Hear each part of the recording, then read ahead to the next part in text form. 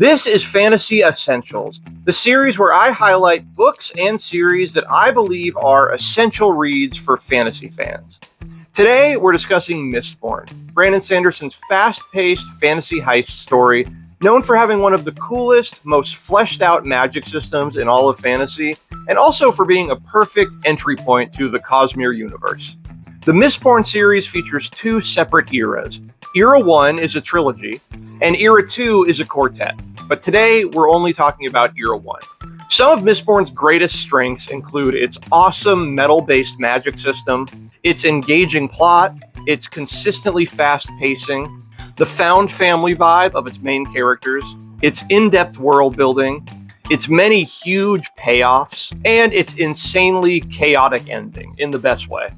Overall, Mistborn is the story of a city's low working class rebelling against a godlike, tyrannical overlord known as the Lord Ruler. On a more personal level, the story follows Vin, a street urchin with unrealized magical abilities who is recruited by a crew of criminals. And together, they conspire to take down the city's tyrant leader. Mistborn takes place on the ash-covered, dystopian planet of Scadrial, which is found within the Cosmere universe. Scadrial is controlled and shaped by two opposing forces known as preservation and ruin.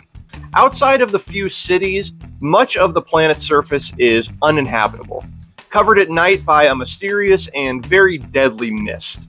Most of the series, though, takes place in the city of Luthadel, which is the capital of the Lord Ruler's oppressive empire. Mistborn explores themes such as systemic oppression, faith, the corrupting nature of power, found family, destiny versus free will, and the great struggle between creation and destruction. Now, for one thing, Mistborn is quite a bit darker than some of Sanderson's other works. So if you've only read Tress of the Emerald Sea or Warbreaker, for example, then be prepared for a slightly different tone. And secondly, be aware that the famed Sanderlanche is in full effect for this series. Once you reach the last quarter or so of any of these books, you are not going to want to walk away. So plan your schedule accordingly.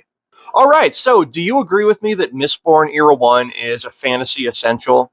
Drop a comment and let me know your thoughts.